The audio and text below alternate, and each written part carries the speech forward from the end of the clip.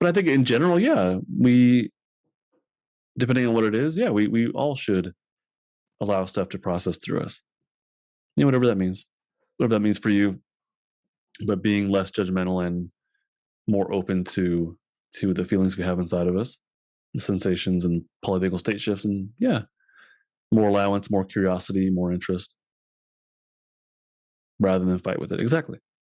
Yeah, the fighting with it doesn't really help. It doesn't really help any of us. I feel like my panic when it comes to heights is more tolerable when I'm not fighting it. And when I'm not fighting it is when I'm more prepared to handle it, when I've done self regulation beforehand, when I've exposed myself enough to, that defensive energy. And then I find that the intensity of it is reduced. But when I don't self regulate beforehand, when I don't do anything and I just sort of try to, go through it, it doesn't, it doesn't go very well. It doesn't help. And when we flat out try to fight these things, I think it makes it worse. And like just on the level of feelings, not even somatic sensations and polyvagal. I mean, we're talking about the same thing, but when my clients notice their feelings and they just don't want to feel them for whatever reason, it doesn't help to like fight it and stuff it down. I think we all know this. It makes it worse. Shove it down, yeah. Shoving it down, fighting it, minimizing, ignoring, rationalizing. All these things don't actually help. Maybe just in the moment to get through something, but in the long run, they don't really help.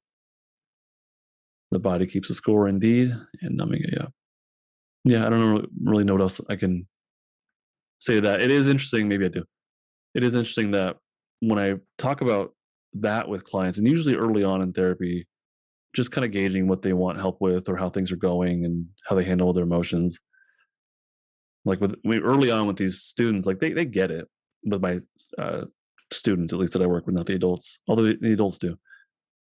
But it's something that like they know they know what they're doing. They don't cognitively think about what they're doing. They don't think about how they're ignoring their problems or stuffing it down or fighting, and they don't consciously think that. But when I'm meeting with them and I point out, oh, well, this is what you're doing, they know full well, like, yeah, that's what I'm doing.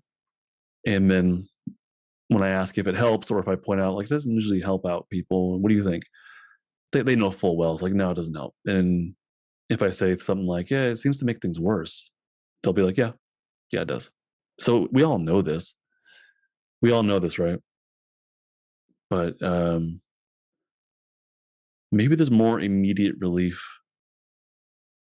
to doing these things, like to fighting it off, than feeling it and letting it be and being curious. It might be more immediate relief, but it's also just how we're raised or what we're used to.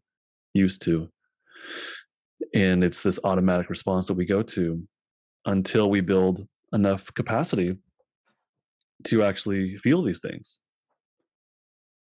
you know?